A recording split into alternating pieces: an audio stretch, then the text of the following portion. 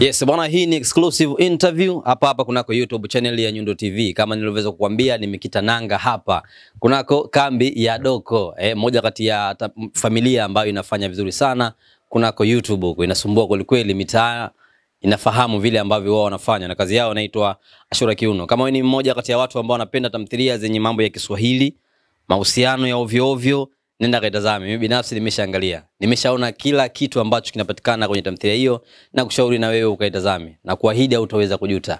Nazungumza na miongoni mwa wasanii ambao wameshiriki kwenye kazi hizo. Tayari nimeshazungumza nao baadhi, lakini muda huu nazungumza na Lolo, mmoja kati ya waigizaji ambao na wenyewe wana nafasi yao, wana kijiji chao. Kuna watu wanasema mimi bila Lolo siwezi kuitazama Ashura Kiuno.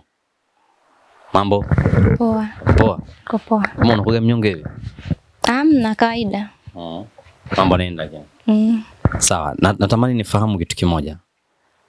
Uliingiaje kwenye familia hii ya Doko? Kwa maana kwamba sana yako kwa ujumla ulipotoka mpaka kuweza kuingia hapa. Kwa Doko nilikutanishwa na meneja. Ndo niliongea naye kwa sababu kuna kipindi nilikuwa sifanyi sana. Nilisafiri, nilirudi nikamwambia meneja, mimi nataka nifanye sana, sasa hivi nimerudi. Sema sawa, kuna kazi huku, njoo. Ndo akaongea na brother Doko, wakamaliza, nikaja kufanya kazi. Haikuwa ngumu wala haikuwa rahisi, haikuwa ngumu kupata nafasi kushiriki? Haikuwa ngumu kwa sababu meneja ananijua experience zangu kwenye sanaa na alivyomueleza, haikuwa ngumu. Kumekuwa na tabia moja, hawa viongozi kwenye makambi ya whether ni director, makameramani na wasanii wengine, huwa wanawataka watoto wa kike. Tulizungumza hili ama tuachane hapa kwa lengo la kukomesha, kwa sababu kuna baadhi ya mtu anakuambia kabisa bila kunipa hiki mimi siwezi kuwa kwenye sini. Kwanza kwenye kambi yenu nani ambaye ana tabia hii mbaya tumchane? Kwenye kambi yetu hakuna. Yes. Sema kweli. Kweli. Lakini nakukera kiasi gani kuona vitu kama hivi vinatokea? Inaboa kwa sababu unaweza kukuta sehemu nyingine watu wanafanywa kama hivyo, mtu hawezi kufanyishwa kazi, labda akapewa main character ama character yoyote akamwambia fanya hivi, nikubalie, makameramani, madirector. Kwa muda mwingine wasichana inawakela. Yeah. Bila shaka ishe kukuta kwenye maisha yako. Ndio. Unachukua hatua gani? Nilikimbia kambi. Kweli? Ndio. Ulikimbia kambi kweli? Sawa, Lolo sana yake ilianzaje? Vile ambavyo ameanza kutoka chini, au ulijijuaje kwamba mimi naweza kuigiza ama mimi ni msanii? Kwa sababu watu walikuwa wananiambia, unajua kuigiza, especially shuleni. Kutokea maigizo na mimi naenda, nafanya maigizo. Shule wapi hiyo? Shule ya msingi Kijichi mpaka sekondari mpaka huko. Kwa shule ya msingi Kijichi kule wanakujua kama mwigizaji? Wananijua. Na sasa hivi wanakuona hapa kwenye Ashura Kiuno. Wanakwambiaje? Wananiambia tu najua, niongeze tu bidii hivyo. Ya kuonekana kwenye tamthilia hii ya Ashura Kiuno, mtaani kule vidole vipoje, wanakusemaje labda? Baadhi ya watu wanaona kama mtu ukiona kama ile scene iliyopoa mjumbani nipo na mwanaume, wengine wanajua nimefanya kweli.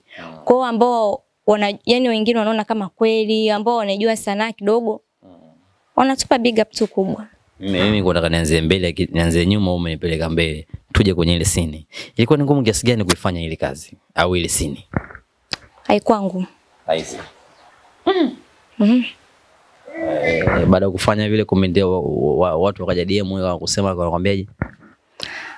Kuna wengine walikuwa wananisema, wananiambia umefanywa kweli na huyo mkaka, ambao hawaelewi sana, wanaona kama kweli. Hata mitaani huko nasema wewe mbona unacheza character kama hizo, mwanamke ambao unamishwa kama hivyo.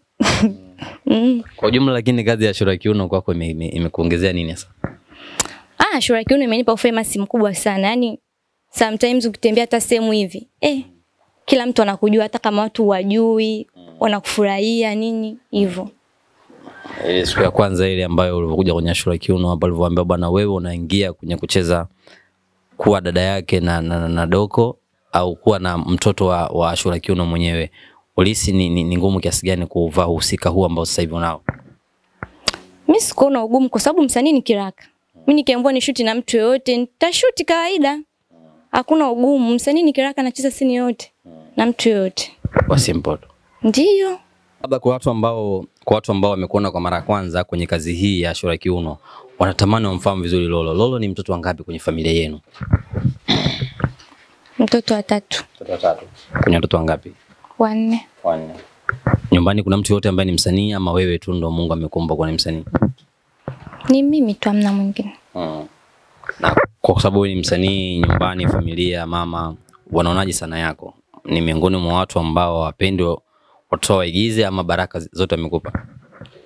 Baraka zote wamenipa, wanisapoti, wananipa moyo, wanishauri, wanaikubali kazi yangu. Mkuu ni shabiki yako? Ya, ni shabiki yangu. Yale unayofanya naona. Anaona. Anakwambiaje? Najitahidi, nafanya vizuri. Yale mambo ya mjumbani inamaanisha mama anayaona? Anaelewa, si sanaa tu, so kweli. Hakushauri chochote? Ushauri upo, lakini ikitokea sini kama zile anajua kuwa hatufanyi kweli. Sini za mijumbani hatufanyi kweli, kwa anaelewa. Status yako ya mahusiano ipoje? No comment. Kuna watu ambao wanakutazama muda huu, watu ambao wanapenda sanaa yako, watu ambao wanasemaga mimi bila Lolo siwezi kuiangalia hii kazi, watu ambao wanavutiwa na wewe, watu ambao wengine wanatamani wawe kama wewe, wanatamani wajue kwamba hali ya mahusiano yako ipoje. Sio kwa baya lakini. No comment. Ni mke wa mtu? No. Una mpenzi? Sasa no comment natukia wapi hapo? Sasa unataka ni describe status ya mahusiano yangu? Ungesema tu kama mimi ni mpenzi wa mtu. Mpenzi wako analizia kile ambacho unakifanya? Ndio. Yale ambao unayafanya mjumbani fresh. Anaelewa kwa sababu ni shabiki yangu, kwa anajua. Napenda kabisa unakifanya shabiki yako naye. Sasa sinajua ni sanaa tu, so kweli. Ana moyo. Mimi binafsi tuseme tu kweli, mimi binafsi singeweza. Mimi binafsi kwanza mpenzi wangu sipendi aigize. Yaani singeweza. Ana moyo kiasi gani?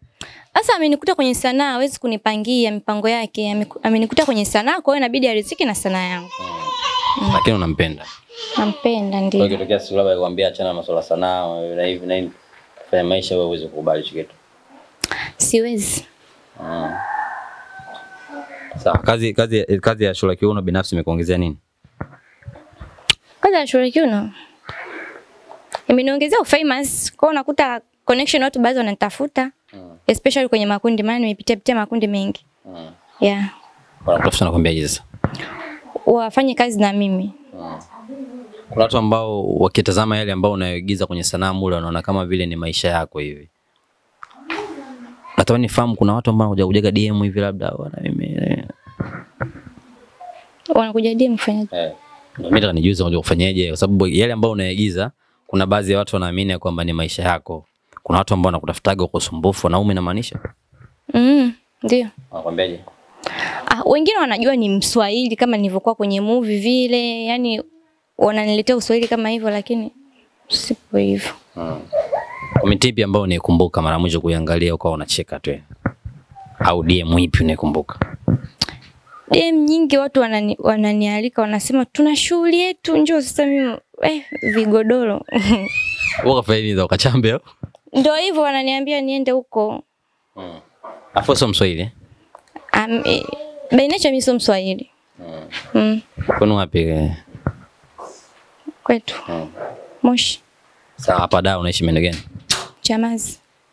Chamazi sio Swahilini kumbe? Sehemu ninapokaa mimi hamna Waswahili, yani sio Uswahilini. Sasa Mswahili umewezaje kufanya kazi kama ile ya Kiswahili? Umeingia kwenye kundi la Waswahili na umeuvaa Uswahili na wewe unaonekana Mswahili. Mimi si msanii. Yaani ukinipa Uswahili nacheza, upole nacheza, ukali nacheza, yani hivyo. Msanii anacheza sini yote. Msanii ni kiraka. Sini ipi ambayo ukifikiria ulishaye kucheza unasema ile nimeua kama wewe Masepetu? Sini nilokuwa nipigana na kakaangu. Au nipige na ugali nikamwagia maji tukaanza kupigana. Naipenda sana. Ipi ambayo uipendi? Ambayo sipendi? Ya mjumbani. Ile ya kwanza kabisa. Nakwambia nimekutoa chambo wewe si inafunguka tu inafunguka kwako. Ndio hivyo mwenyewe mtunzi alivyoiweka. Kuna namna yote kazi ya Shura Kiuno imegusa maisha yako? Benisha mimi sio Mswahili kwao, yani sijaona sana ikiwa imenitouch. Hata sini moja hujaye kupitia yale ambayo umepitia kwenye maisha ambayo umekutana nayo mule? Labda wapi? Mapenzi kidogo, yani nilivyokuwa lifestyle na ule mpenzi wangu vile kidogo, sio sana. Yale mazingira ya kulala na kakako ile siku ambayo umelala na kakako ile. Ilikuwa ni ngumu kiasi gani? Yaani mimi mwenzako sionagi sini zikiwa ngumu. Kwa sababu na experience muda mrefu kidogo kwenye sanaa. Kwa hiyo mtu poa sini unaicheza, labda itokee take kidogo umesahau maneno lakini naonaga tu normal. Lakini kwenye mazingira ya kawaida kile ambacho umekifanya kulala na kakako unakizungumziaje? So vizuri. Yaani so vizuri kwa mazingira ya kawaida lifestyle ya watu wengine, so vizuri. Ndio maana hata kuna baadhi ya watu walikuwa wananisema, "Wewe unawezaje kulala na kakako?" Yaani unaona kama kweli wakati ile ni movie. Kwa wengi hawajapenda ambao hawaelewi kuhusu sanaa ila ndio hivyo imetokea kwenye movie. Ulishaigi kutembea labda mtaani hivi watu wakakufuata hivi au kwenye gari utakasema ndio yule? Yeah, wengi wananiita, wengine wanasema ndio huyu Njiti, Lolo ndio huyu. Wananiita Lolo. Naambia ndio mimi. Alafu nakwambiaje mmoja akakupige na nini? Hapana, wengine wanasema tunapenda Shura Kiuno kazi yenu jamani, tunakupenda kama hivyo. Sasa tumzungumzie mama yako, mama yenu ambaye ndiye mama mwenyewe, mama Shura Kiuno, mama ambaye amebeba jina la movie. Kwako ukimwangalia ile mambo yake unayofanya vituko vyake, unahisi ni mama design gani hasa? Kwenye movie. Kwenye movie ni mama ambaye Mswahili. Kwa sababu yeye na mimi tupo side moja kwenye movie. Kwa hiyo mimi naona sawa tu kwenye movie. Kwangu sawa kwa sababu ana support Uswahili wetu, vurugu, fujo. Kwenye movie sawa, lakini kwenye reality TV haipo sawa. Kwenye reality poje? Kwenye maisha ya kawaida, yani mzazi anatakiwa amfundishe mtoto. Yani asiwe na maisha kama yale. Kwa sababu familia kama hizo mwisho wa siku mzazi ndo anakuwa anabomoa familia. End of the day unaweza kukuta labda movie yetu mwishoni mama akaja kupata effect fulani, akaribu familia, mtoto huyu akawa na mimba, huyu akawa na ukimwi, huyu akafa. Kwa hiyo mwisho wa siku lama zikaja kama hivyo. Ule Uswahili ambao anao mama yako Shura Kiuno kwenye movie, nje ya movie mkiwa kamera haijawashwa anakuaje yule mama yule? Nje ya kamera ni mtu wa kawaida tu, sio Mswahili hivyo. Mambo yake ile kuloma nini ana?